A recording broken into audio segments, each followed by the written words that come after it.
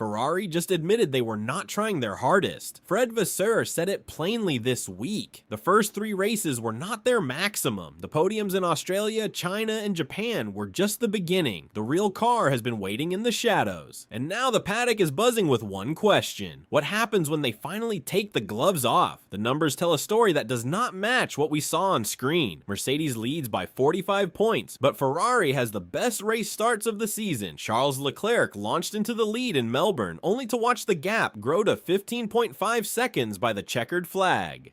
The SF26 is elite in the corners, but loses time on every straight. The power unit trails by an estimated 20 to 25 horsepower. But here is what the paddock is not talking about. Ferrari chose to save their development budget for one moment.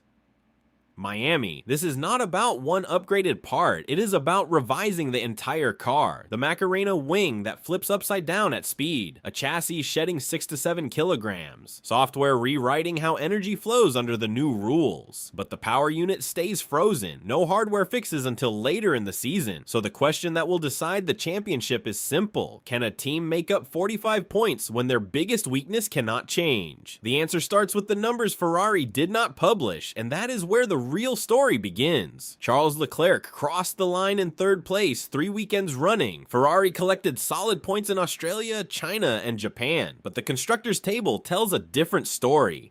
Mercedes leads with 135 points, while Ferrari sits on 90. That 45-point gap feels too large for a team that looks so competitive. The data tells a completely different story. What if those podiums were not the ceiling, but the floor? What if the real performance was never switched on? And that is where this story gets complicated. Look closer at the races themselves. In Melbourne, Leclerc led into turn 1 only to lose 15.5 seconds by the finish. In Shanghai, Lewis Hamilton won by 25 seconds, but Ferrari's race pace still lagged on the straights. The SF26 loses an estimated 0.3 seconds on every straight due to a power unit deficit of 20 to 25 horsepower. Yet in the corners, the chassis is genuinely elite. The hidden metric nobody discussed was energy deployment. Between Q2 and Q3, the software could not sustain peak power. Causes that cost qualifying positions that never showed up in the final results. So Ferrari made a choice. They could chase every 10th early and burn through their development budget, or they could bank those resources and strike later. The weight reduction target alone could unlock around 1.5 seconds per lap. That is the cheapest performance gain in Formula 1. But here is what the paddock is not talking about. Saving performance only works if the upgrade actually delivers. And that means every kilogram shed, every line of code rewritten, every aero tweak must hit the mark. The real test begins when we step inside the garage and see what Ferrari has been building in secret. Inside Maranello, engineers were already calculating the cost of every crate on a cargo plane. The 2026 cost cap sits at $215 million, but inflation and excluded items mean the real development budget barely moved from prior years. Shipping a revised floor to Melbourne, Shanghai, and Suzuka burns a disproportionate share of that budget on logistics alone. What no broadcast covered is this. Ferrari chose to bank those shipping costs, accumulate 3 races of correlation data, then deploy a coordinated package at a circuit closer to their European base. Miami was not a random choice. It was the strategic pivot point. Loic Serra learned this approach during 14 years at Mercedes. He rose from head of vehicle dynamics to performance director, integrating tire, suspension, aero, and power unit data into one unified package. Ferrari signed him in 2023, but a lengthy gardening leave meant he could not start until October 2024. The SF26 is the first Ferrari designed entirely under his authority. His philosophy prioritizes system integration over component maximization. That is why Ferrari stopped developing the SF25 in April 2025, barely a month into that season, to pour everything into the 2026 regulations. This is the part that changes everything, but executing this plan while your drivers ask for more power on live radio is the hard part. Charles Leclerc and Lewis Hamilton felt the deficit on track. They did not have the luxury of seeing the long game. The psychological challenge inside the garage was real. Could the team ask their drivers to trust a process that looked like underperformance on broadcast? The answer would determine not just Miami, but the entire championship trajectory. Yes, and that tension between strategy and instinct is where the story deepens, because the technical overhaul Ferrari has been building is far more radical than anyone expected. The Macarena wing is just the visible tip of Ferrari's technical overhaul. This radical interpretation of the 2026 active aerodynamics rules rotates the entire upper rear element 180 degrees, turning it upside down at speed. The result is a dramatically larger slot gap that cuts drag far more aggressively than any other team's solution. But here is what the paddock is not talking about. The wing is only one piece of a much deeper revision that touches virtually every area of the SF26. And that is where this story gets complicated. Oh, the wing failed in Shanghai practice when a timing mismatch between front and rear active elements created mid-corner aerodynamic imbalance.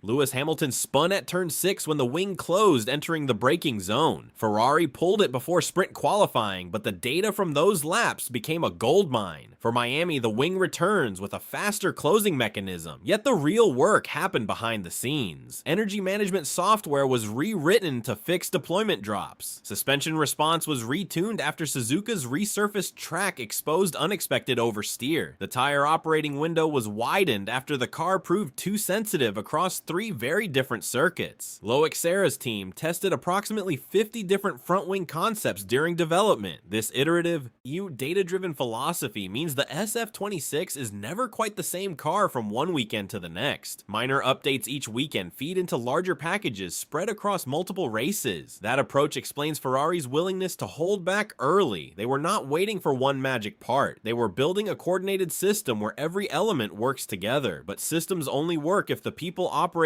them trust the process. And that trust is tested most when the driver is the one feeling the deficit on track. The human element is where this strategy either succeeds or fractures. Charles Leclerc felt the deficit every time he pressed the throttle on a straight. 3 podiums should feel like progress, but they felt like missed opportunities. Lewis Hamilton's radio message in China was direct.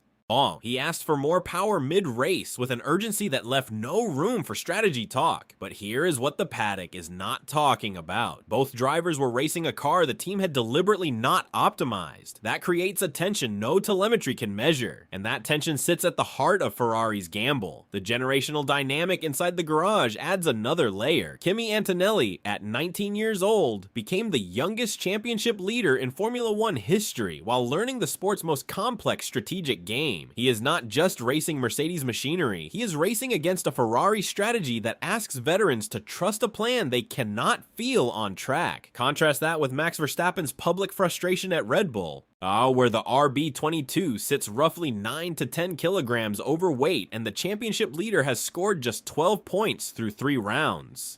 The number Ferrari did not publish was the one that mattered most: driver confidence under strategic restraint. Fred Vasseur and Leclerc managed this tension through private briefings and data sessions that never reached the broadcast. They asked their drivers to see the championship as a marathon while the world judges every weekend as a sprint. If the Miami upgrade delivers instantly, that trust becomes Ferrari's greatest weapon. If it falters, the psychological fracture could cost more than any aerodynamic deficit. The real story was never about the lap time. It was about whether a team could align human instinct with cold strategy, and that alignment is about to be tested by the rest of the grid.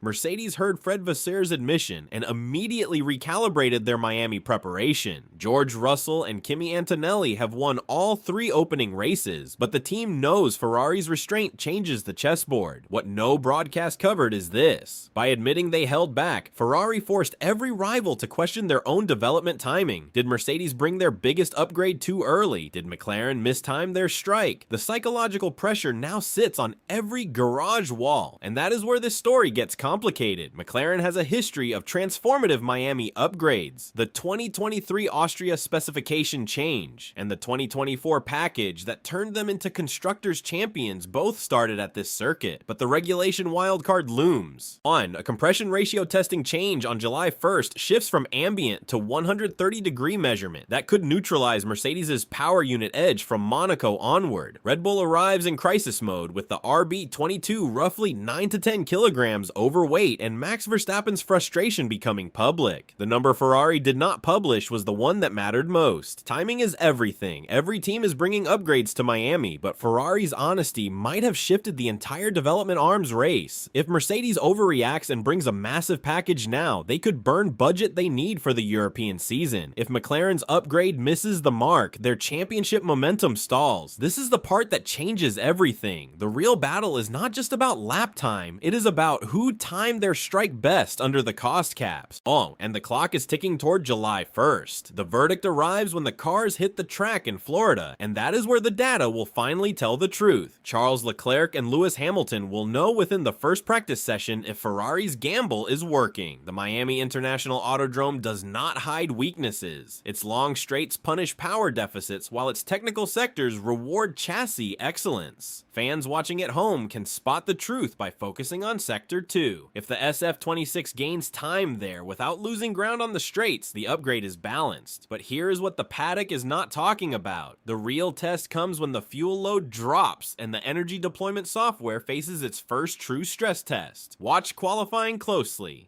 If Leclerc and Hamilton can now bridge the gap between Q2 and Q3 without the power drop-off that plagued earlier races, the energy management rewrite is working. Tire degradation patterns will tell another story. A wider operating window should produce consistent lap times over long runs, reducing the setup sensitivity that hurt Ferrari across 3 different circuits. The data tells a completely different story when you track sector deltas lap by lap. A gain of 0.5 seconds per lap average could recover the championship deficit by mid-season, but if the improvement stalls below 0.2 seconds, the frozen power unit deficit becomes mathematically insurmountable under the cost cap. Miami's layout is the perfect stress test for this specific upgrade package.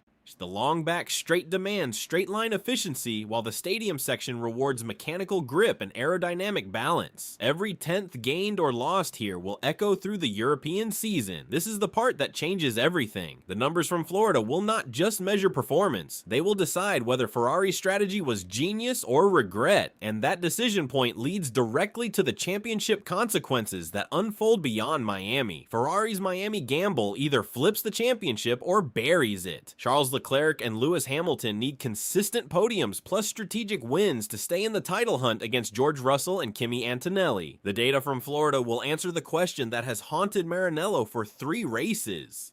Can a chassis upgrade close a 45-point deficit when the power unit stays frozen? The answer branches into 2 futures, one where Ferrari's patience becomes the blueprint for the cost cap era, another where the gamble fractures momentum just as the European season begins. If Ferrari gains the projected 0.5 seconds per lap, the championship math shifts dramatically. They could recover the deficit by the Spanish Grand Prix, just as the July 1st regulation change potentially neutralizes Mercedes' power unit edge. But here is what the paddock is not talking about. The real prize is not just points. It is establishing a development methodology for the entire 2026 regulatory cycle. Ferrari stopped SF25 development in April 2025 to pour everything into these rules. Miami proves whether that long-term vision can win short-term battles. The consequence extends beyond the constructors' table. Sponsor confidence, media narrative, and internal stability all hinge on this single weekend. If the upgrade works, Ferrari gains not just performance, but psychological momentum heading into Europe. If it falters, the pressure on Fred Vasseur and Loic Serra intensifies under the unforgiving lens of the Tifosi. In Formula 1, timing is not just about when you cross the line, it is about when you choose to reveal your hand. Miami is not just a race, it is the moment Ferrari's gamble becomes either genius or regret.